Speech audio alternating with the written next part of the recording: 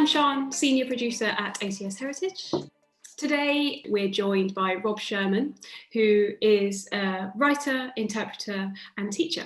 Hi Rob, how are you? Hi, yeah, I'm all right. Yeah, going a bit deranged like everybody else, but pretty lucky things considering. Yeah, not too bad. With your digital expertise, I thought a good place to start would be to look at the digital boom over the COVID period. Many museums and heritage sites have been creating loads and loads of content. I just wanted to get your views on this and if you've seen anything interesting. I mean, yeah, I think it's wonderful. I mean, I would say that as it's my job. It's kept me going.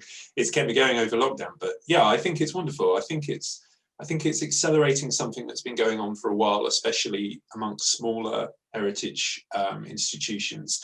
This kind of experimenting with new ways of, and cheaper ways and more sustainable ways of providing stuff online and expanding audiences. And I think during COVID, it's been an absolute lifeline. It's in some cases provided an alternative revenue stream. It's kept engagement up. It's created new audiences. It's kept people employed. I mean, what I really love about it is that often it's kind of experimental. These aren't big capital projects with loads of stakeholders and loads of layers to pass through of approval.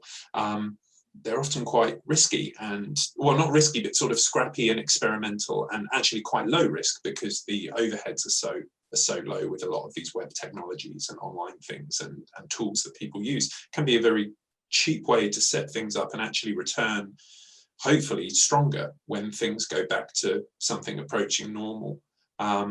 So yeah, I think it's been fantastic. I mean, I haven't actually had a lot of time to engage with stuff that I haven't been working on because I've been so busy with work. But I've been working on something with the Jane Austen House Museum, where they've been doing a load of stuff for teenagers around Jane Austen's teenage writing, and they've done online films based on the manuscripts of Jane Austen she wrote when she was a teenager, and I was working on an online game where you help the teenage Jane Austen to write one of her stories, and that's all in a browser. But I've seen a lot of colleagues and other people working on virtual tours, all sorts of different things. So yeah, it's fantastic. It's been one of the success stories of this rather terrible time we've been going through. Yeah. Yeah, it has been really interesting. We've made a couple of virtual tours for one for the Old Royal Naval College, the Painted Hall, and also for Bletchley Park for their schools youth. And it has been really interesting to see the number of virtual tours that have sprung up. Getting the time to actually use them though is a different thing. That is the thing, and I think there is an issue around screen fatigue and the fact that all of the media and culture that we're consuming at the moment and work we're doing is through this rectangle and through this medium of the computer. I've certainly found that after spending 8-9 hours of the day on the computer, the last thing I want to do is sit down, like even to sit down and talk to friends or see family or do something interesting through the web. I just don't have the motivation. I don't know how that's affecting other people. That might be just me, but yeah, that is an issue. And the other thing I've seen, the flip side of this, is that there is quite a lot of kind of feverish, oh, we've got to get stuff online. We've got to get all our stuff online because of COVID, because of people being at home. And there's, with some institutions, it's just like, well, let's just dump everything. Everything we've got digitized, let's just dump it. Because people want to see it. Therefore, if it's online, it'll be great and they'll engage with it. But there's no real thought of how that needs to be curated or interpreted for digital, which in a specific way. I think that's thankfully very rare, or it's quite rare that institutions are not really thinking about that. But I think there was a bit of a gold rush or a bit of a panic to get stuff online, and people aren't really sure what to do with it, and that's a problem because people won't engage with that just because it's online. If it's not presented in a way that engages, people aren't. There's too much else to look at and too many other things tugging at your attention. Yeah, that's really true. And I think that also leads on to kind of the sustainability of it as well, how sustainable your content is. If you're producing all of this content in one go, how sustainable is that going to be for someone that's constantly making that? Are they going to be able to keep up that pace once they've got all of those followers? And they go back to their kind of normal job, if they've been kind of the social media person, if they've not had one, for example. Well, this is the problem with the kind of social media treadmill that all of these institutions have to stay on, right? You have to constantly be posting content, constantly be staying relevant. I'm really glad that's not my job, because it seems exhausting. I suppose there's a more sustainable way to look at it, but would be to think, okay, our online resources, rather than being kind of the flavor of the moment, the thing we're going to put on social media, how can we build it so that when we're trying to engage people, perhaps when things go back to a bit more to normal and we can have people come to visit, how can it complement a site visit? How can it be more of like a static, sustainable resource that we point people to, and isn't trying to replace a site visit, but is complementing it and enhancing it, or is providing something that you can't get at the site? Another part of the wider interpretation. To me, that's the really interesting thing. Things that you're doing off-site. I'm working with a couple of clients at the moment who are really thinking about, okay, how can we produce something that isn't just designed to replace the thing we can't give people at the moment, but actually is its own thing, which can reach, internationally to people who would never come to our site realistically, but are still interested in what we provide. What can we give them? So that to me is the way to make it more sustainable, to not think about it as a replacement or just this thing that we're desperately trying to keep people engaged until we can get them back in through the doors. But actually make something that stands on its own 2 feet as a piece of interpretation or an experience, which is harder and requires more investment of time and money and thought, but is really the way that these things are going to last past the pandemic. And I think that leads us quite nicely onto looking at digital technology and how that's used within sites. And the interpretation, the storytelling, and whether digital technology is relevant inside a museum, and how to make it relevant and something that is sustainable. Digital isn't always the right option, but it should always be considered. It's another tool in the toolkit of creating these experiences. I don't think it should ever be discounted out of hand as not right. But what my principle is always say, what experience are you trying to create? Think about the experience as generically as possible in the first instance. What do you want the audience to think about? What emotions do you want them to feel? Do you want them to do things? What do you want them to go away with a sense of?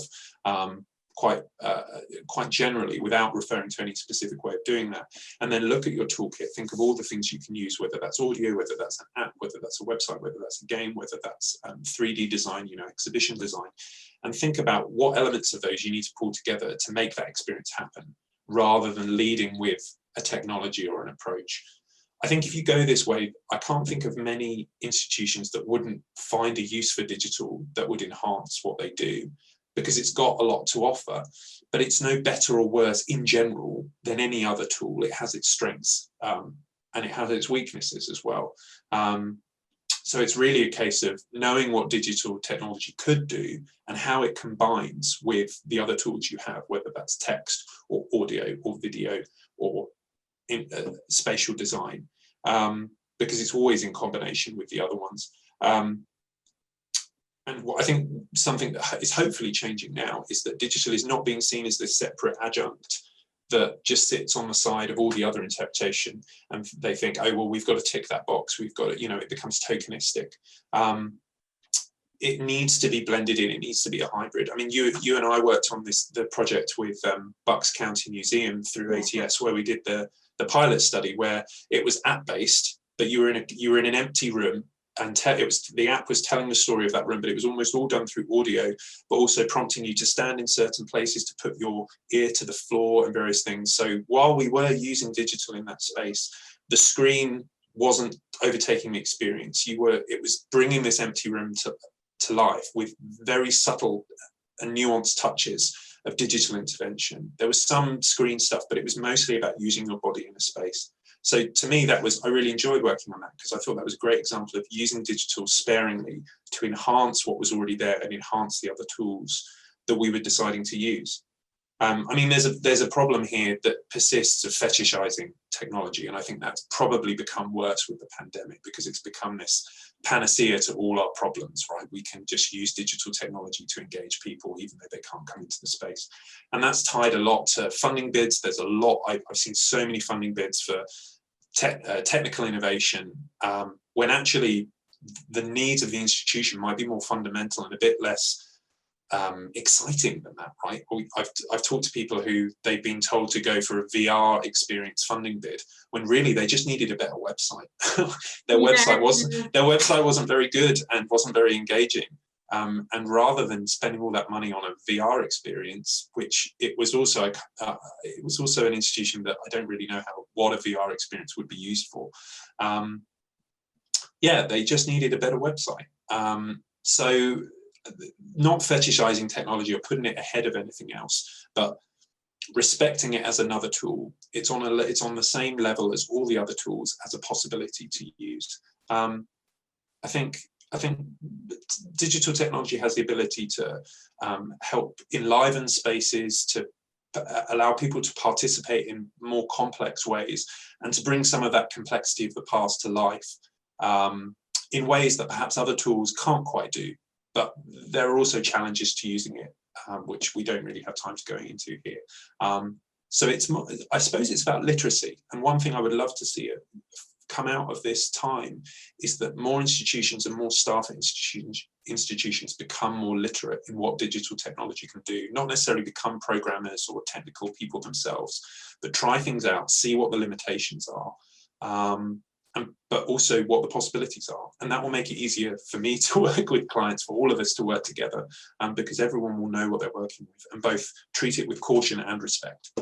And people will kind of understand what they're getting themselves into as well. Sometimes if you plan a digital project, but actually you're not quite sure what you're actually planning for. Yeah, you're not spending time translating between different skill sets or different worldviews, right? You're more on the same page. And you aren't spending the time trying to manage expectations constantly, because I think there's often this, if I hear the word just in another design meeting, like, oh, we'll just put this in or just do that, without really understanding what the ramifications of that is in terms of time or money or technical difficulty or creative difficulty, there's more time, doing things well rather than having to manage people's illiteracy in the field, which is starting to change an awful lot, and it's really encouraging to see that. And especially during this pandemic, as we were saying, that people have had the attitude of just give it a go, just try. Actually, I'm going to try and do this, or I'll try and make that, or try and do some editing, or some photos, or some video, or make a video. I'll film myself. And you've seen people with microphone stands or making podcasts and like that, and actually just trying, which is great, because I think people have had the opportunity to do that, time and the need to do it as well. So yeah, well, I've been working with a little museum down in Cornwall, and they had a very small amount of money to do something that had come out of the pandemic, and it needed audio recording. They just didn't have the money for voice actors. So we basically got a mixture of museum staff and the local Amdram Society, and they managed to get free space at a local studio, and we worked out how to put it all together, and they learned a lot about audio recording, and now they're talking about putting in a bigger bid for another much more ambitious audio thing, because now they understand it and now they're excited about it and they realize what it can do. Which I see all the time, especially in my teaching. You just show someone the barest, you give them the barest instruction in how to use a tool, and they're immediately like, oh, I can do this and this and this and this and this. And you just see their brains telescoping what they can do. And it's wonderful. And yeah, the whole giving it a go thing, I think, has been the most positive thing, most heartwarming thing that I've seen in this industry coming out of the pandemic, definitely. Great. When we get back to normal, or a new normal, what do you think the changes might be now that people have grasped this digital idea and their newfound skills? I hope that we start to see more of this hybridization I was talking about. So they've got these new digital skills. We're now going back into the analog space of the museum, of the institution. And thinking more about how we can bring those together. I mean, obviously there's questions around restrictions that will remain in place with COVID. I think there will be more bring your own device. It's simpler, it's cheaper, but it does have its own risks, because you've got less control over the experience. You're tempting someone to use their phone as something to bring them out of the experience. But then there's also the possibility that people can engage and spread their engagement with the space through social media channels in positive ways, in constructive and creative ways. So there's two sides to it. It sort of depends on what kind of experience you're trying to make. Some people might be wanting to make a very closed-in, controlled experience because that suits what they're trying to do, and other people might think, no, we want to open this out to social media and participatory activities and things like that. So I think it sort of depends. I think people are going to be hungry to get back into places, to visit places, to be in interesting spaces, to experience them bodily, right? And I think that's something that digital can help with, right? This, again, it's like this sprinkling idea. Digital can be this glue that holds things together. It can augment something that's already there, rather than replace it. And what's also interesting is what I spoke about earlier, this hybrid of on-site visits and then off-site engagement as well, whether those are online games or online resources or whatever they might be, that those are two sides of a larger interpretation experience. It's not just the visit to the site, it's what you do before and afterwards, if you're really engaged with it. More and more of that would be quite good. I mean, one sort of creative challenge that I think is going to be really interesting is how can we use these new restrictions that we're going to have to do around not touching things, having emptier galleries, get staggered entry, distance between people. Can we design spaces and experiences that use those in a creative way so that they don't feel alienating, they don't feel weird, they don't take away the magic of being in that place? But actually become part of the story you're trying to tell in some way. I think that's going to be easier in some places than others. But that's a really exciting creative challenge. Yeah, it'll be really interesting to see what people come up with. And I know we did have a little taste of that before we went into lockdown again. People obviously sorting out routes so they were COVID safe, and we implemented cleaning procedures and processes with our audio guides and multimedia guides across our sites, and visitors were using them, which was really great to see that people were happy to pick up a device and use it and go around the site. So hopefully people will continue to use on-site devices. We've also had a lot of interest for apps and for bring your own device ideas as well. So people are thinking about these things, and QR codes as well. Obviously, before they weren't so popular, and getting people to use them was one of the issues. But actually, maybe now people will start to change their minds about it and use their own devices and download apps before they visit, which is what the intention was to do. Yeah, if we can provide sort of visitor experiences that don't make it awkward or clunky, that make you feel like that don't break the atmosphere. That's going to be the really hard thing, is that so many places rely on the atmosphere that the visitor experience, whether that's the route they take, the things they do, the actions they take. That's a big part of the magic of these places. So if we can come up with ways that kind of smooth off those awkward COVID edges, and use QR codes, use apps, use all these things in creative ways, then I think it will help a lot. But it's definitely going to be a challenge. And as you say, creative solutions will come out of it. It'll be really interesting to see what people do. Yeah. So we've got a quick fire round as well, Rob. Oh, yeah. So I'm going to just go through these with you. What was your earliest cultural experience that you can remember? It was probably the Natural History Museum, the dinosaur gallery. I mean, I can walk through it in my mind. I must have been 6 when I went there the first time.